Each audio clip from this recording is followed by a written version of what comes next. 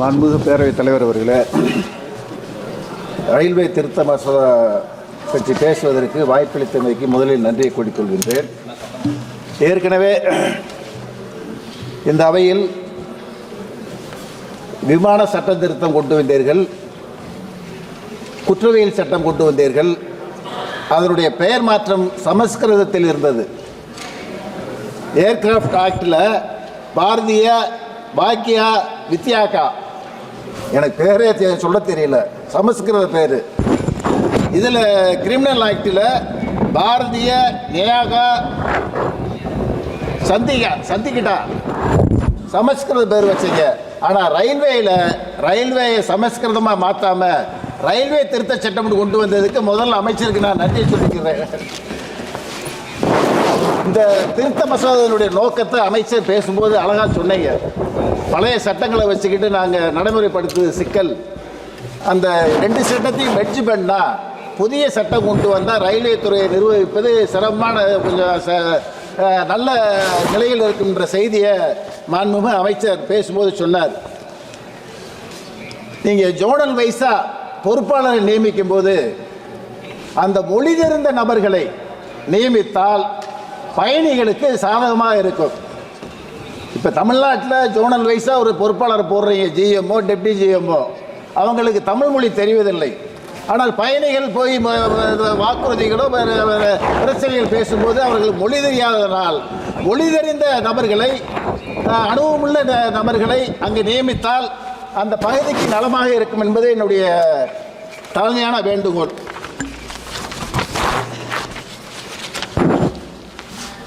விபத்துகளை தடுக்கிறதுக்கு கவாச் சிஸ்டம் ஒன்று கொண்டு வந்தீங்க, 800 கோடி ஒதுக்குனீங்க. இதுவரைக்கும் எத்தனை விபத்துக்கள் நடந்திருக்கின்றத அமைச்சர் அறிவார். ஆனால் அந்த திட்டத்தை முழுமையாக ஏன் நிறைவேற்ற முடியல? அனைத்து ரயில்களுக்கும் அந்த கவாச் சிஸ்டத்தை கொண்டு வந்தால் உண்மையிலேயே விபத்து இல்லாத நாடாக இந்தியாவை உருவாக்க வேண்டும் என்பதுதான் எங்களுடைய நோக்கம். உங்களுடைய நோக்கம் அதுதான். அந்த கவாச் சிஸ்டத்துக்கு அதிக நிதியை ஒதுக்கி அனைத்து ரயில்களுக்கும் இந்த சிஸ்டத்தை பயன்படுத்தினால் விபத்துகள் குறையும் என்பது என்னுடைய தாழ்மையான வேண்டுகோள். ரயிலில் நாங்கள் போகும்போது பார்த்தா உண்மையிலேயே சாப்பாடு சாருக்கு, மாண்புமிகு அமைச்சருக்கு, ரயில்வே துறை அமைச்சருக்கு தமிழுக்கும் தெரியும்னு நினைக்கிறேன். சாப்பாடு உண்மையிலே சரியில்லை. குற்றம் சொல்வதற்காக நான் சொல்லவில்லை. உணவு முறை கொஞ்சம் பக்குவப்பட வேண்டும், அதை கொஞ்சம் கண்காணிக்க வேண்டும். எனக்கு மட்டும் இல்லை, சாதாரண பப்ளிக்கும் போகிறாங்க, அவங்களுக்குமே அந்த உணவு முறை சரியில்லை என்ற கருத்து இருக்கிறது. அதே மாதிரி டாய்லெட்டில் பலாயிரக்கணக்கான மக்கள் கன்னியாகுமரியிலேருந்து காஷ்மீர் வரைக்கும் போகிறாங்க. பல கோடிக்கணக்கான மக்கள் தினமும் பயணிக்கிறாங்க ரயில்வேயில். டாய்லெட் கிளீனிங்ன்றது ரொம்ப ஒர்ஸ்டாக இருக்குது. ஆனால் போட்டிருக்கீங்க ஆள், அதை கிளீன் பண்ணுறாரா என்பதை வாட்ச் பண்ணுறதுக்கு ஒரு சூப்பர்வைசரை போடலை. அந்த சூப்பர்வைசரை போட்டு ஒவ்வொரு ட்ரெயினுக்கு டாய்லெட் கிளீனிங், அந்த உணவு முறைகளை பாதுகாக்க வேண்டும் என்பது என்னுடைய தாழ்மையான வேண்டுகோள். அப்புறம் நீங்கள் இந்த சிஏஜி அறிக்கையில் ரயில்வே தண்டவாளங்கள் 20% தண்டவாளங்கள் மோசமாக இருக்கிற செய்தியை சிஏஜி அறிக்கை சொல்லியிருக்கு. அந்த 20% தண்டவாளத்தை புதுப்பிப்பதற்கு தங்களிடம் என்ன கருத்து இருக்கு என்பதை தாங்கள் பதில் கூறும்போது எங்களுக்கு தெரியப்படுத்த வேண்டும் என்று கேட்டுக்கிறேன். லோகோ பைலட் பெண்கள் ட்ரெயின் ஓட்டுறாங்க, அவங்களுக்கு உள்ள சிரமங்கள் என்னன்னு சொன்னால், ஒரு நாளைக்கு நீங்கள்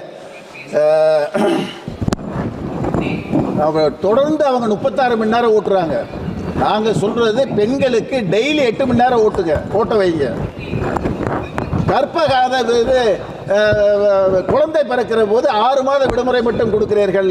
தமிழ்நாட்டில் இருப்பதை போல, தமிழ்நாடு முதல்வர் அரசு ஊழியர்களுக்கு கொடுத்த சலுகை போல ஓராண்டு பெண்களுக்கு மகப்பேறு விடுப்பு கொடுக்க வேண்டும் என்பது எங்களுடைய நோக்கம். அதை மாண்புமிகு அமைச்சர் கண்டிப்பாக கொண்டு வரும் என்பது இது. அப்புறம் சார், ட்ரெயினுக்கு நேம் வைக்கிறீங்க. வந்தே பாரத் நல்ல ட்ரெயின் தான், நிறைய மக்கள் அதை பயன்படுத்துகிறாங்க, உண்மையிலேயே வரவேற்கக்கூடிய செய்தி. ஆனால் நீங்கள் வைக்கிற பேர் எப்படி இருக்குன்னு சொன்னால், வந்தே பாரத், தேஜஸ், நமோ பாரத்னு வைக்கிறீங்க. அப்போ நாங்கள் இப்போ முதல் ட்ரெயின் விட்டவங்க அந்த காலத்தில் எப்படி விட்டாங்கன்னு சொன்னால், எங்கள் தமிழ்நாட்டில் Pandian express, Cheran express, Cholan express, Vaigai express, அந்த மலைக்கோட்டை எக்ஸ்பிரஸ், பொதிகை எக்ஸ்பிரஸ், தமிழ் சார்ந்த மொழிகளை பயன்படுத்தும் போது மத்திய அரசுக்கும் அது நல்லது, மாநில அரசுக்கும் நல்லது, மக்கள் புரிந்து கொள்வது எளிது. தாழ்மையா அந்த ரீஜனல் லாங்குவேஜுக்கு தகுந்த மாதிரி பெயர்களை மாற்ற வேண்டும் என்பதை கேட்டுக்கொள்கின்றேன். வருவாயை பெருக்கிறதுக்கு மாண்புமிகு அமைச்சர் அழகா சொன்னீங்க. நிறைய செலவு இருக்கு. புதிய வழித்தடங்கள் போடும்போது மத்திய அரசு மாநில அரசு ஒத்துழைப்பு இருந்தாலே அந்த வழித்தடத்தை போட முடியும் செய்தியை சொன்னீங்க. முத்தமிழறிஞர் கலைஞர் முதல்வராக இருக்கும்போது ஒரு செய்தியை சொன்னார். புதிய வழித்தடம் கேட்டால் மத்திய அரசு மாநில அரசு பாதி தொகை வழங்க வேண்டும் என்ற செய்தியை கூறுகிறார்கள். கொடுக்க நாங்கள் தயாராக இருக்கிறோம். ஆனால் அந்த வழித்தடத்தில் வருகிற வருவாயை பாதி பணம் தமிழ்நாட்டுக்கு கொடுப்பதற்கு மத்திய அரசு தயாராக இருக்கிறதா என்ற செய்தியை கலைஞர் கேட்டார். பதில் இல்லை. ஓகே, பதில் இல்லை. ஆகவே சிரமங்கள், பைனான்ஸ் சுமைகள் அதிகமாக இருக்கு. இப்போ நீ புதிய திட்டங்கள் வருவாயை பெருக்கிறதுக்கு மாண்புமிகு அமைச்சர் பேசும்போது சொன்னீங்க. இப்போ நாங்கள் சொல்கிறோம் சார், தமிழ்நாட்டில் நீண்ட நாளமாக நாங்கள் கேட்குற பட்ஜெட் இது புதிய பட்ஜெட்டு. ஈரோடு பழனி புதிய வழித்தடம் வேணும், திண்டுக்கல் சபரிமலைக்கு புதிய வழித்தடம் வேணும். காரணம் என்னான்னு கேட்டால் 1 கோடி மக்கள் ஆண்டுக்கு ஒரு முறை 2 மாதத்தில் சென்று வருகிறார்கள். மாதம் 5 லட்சம் ஐயப்ப பக்தர்கள் சென்று வருகிறார்கள். நாங்கள் கேட்பது திண்டுக்கல் சபரிமலைக்கு தொடர்ந்து நீங்க ரயில் பாதை கொடுக்காவிட்டாலும் கொடைக்கானல் ரோடு டு தேனிக்கு 48 கிலோமீட்டர் புதிய வழித்தடம் கொடுத்தால் இந்தியா முழுமைக்கும் இருக்கிற ஐயப்ப பக்தர்கள் தேனிக்கு வருவார்கள். தேனியிலிருந்து 50 கிலோமீட்டரில் ஐயப்பன் கோயில் இருக்கிறது. பை ரோடு சென்று ஐயப்பனை வழிபடுவதற்கு வாய்ப்பு இருக்கு. மாண்புமிகு அமைச்சர் தயவு செஞ்சு இது பண்ணணும். அப்புறம் திண்டிவனம் திருவண்ணாமலைக்கு புதிய வழித்தடம், அப்புறம் வந்து பெரம்பலூர் புதிய வழித்தடம், இதெல்லாம் பெண்டிங்கில் இருக்கு. தேங்க்யூ. புதிய வழித்தடம் வேண்டும். ஆகவே மாண்புமிகு அமைச்சர் தமிழ் தெரிந்தவர், தமிழ்நாட்டை புரிந்தவர். இந்த திட்டங்களுக்கு அதிக நிதியை கொடுத்து திண்டுக்கல் சபரிமலைக்கு முக்கியத்துவம் கொடுத்து புதிய வழித்தடம் அமைக்க வேண்டும் என கேட்டு அமைகிறேன். வணக்கம்.